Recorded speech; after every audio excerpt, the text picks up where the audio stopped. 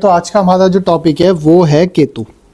ठीक है, केतु तो भाई सबको पता ही होगा केतु क्या है। केतु है स्पिरिचुअलिटी। ठीक है, केतु है आपका डिटैचमेंट। केतु आपको डिटैच करता है चीज़ों से। ठीक है, और केतु जो सबसे इम्पॉर्टेंट है वो है इंटेंट, वो है आपकी नीयत। ठीक है, इसके अलावा जो केतु है, जो सबसे इम्पॉर्टेंट केतु के लिए याद रखना है वो है मुक्ति। क्योंकि जब आप किसी चीज़ से डिटैच हो जाते हो उसके बाद ही आपको मुक्ति मिलती है। अब समझते हैं इसकी प्लेसमेंट।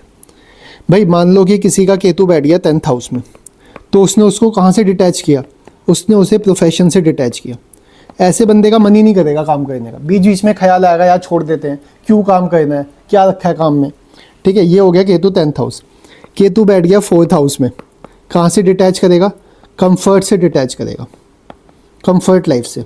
ठीक है, केतु 4th हाउस वाली चीज़ चेक कर लेना, घर के अंदर है तो ये है इंट्रोवर्ट, और जैसे ये घर के बाहर जाते हैं, ठीक है, जैसे ये गए आउटसाइड, ये हो गए एक्सट्रोवर्ट। इनसे बड़ा एक्सट्रोवर्ट कोई नहीं है, और घर में ये बिल्कुल चुप रहेंगे, कुछ नहीं बोलेंगे।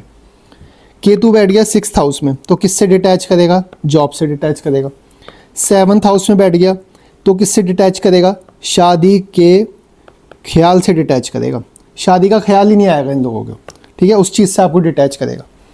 केतु 12th में बैठ गया, ये केतु की बेस्ट प्लेसमेंट है, ये बेस्ट प्लेसमेंट है, ये केतु को चाहिए, क्योंकि जो 12th हाउस है वो आपकी मुक्ति है।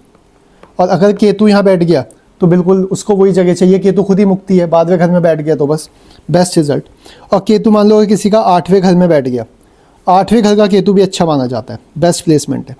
और 8वें घर के लिए एक प्रेडिक्शन मैं बताता हूँ, जिनका केतु 8वें घर में होता है उन्हें मृत्यु का या कोई भी इवेंट अगर बुरा होने वाला होता है उसका पहले से ही उन्हें आभास होना चालू हो जाता है, उन्हें पहले से आइडिया लग जाता है कि कुछ गलत होने वाला है। तो इस तरह से आप ये प्लेसमेंट अपने चार्ट में लगा सकते हो और चेक कर सकते हो केतु कहाँ बैठा है और कहाँ से आपको डिटैच कर रहा है। जय श्री राम।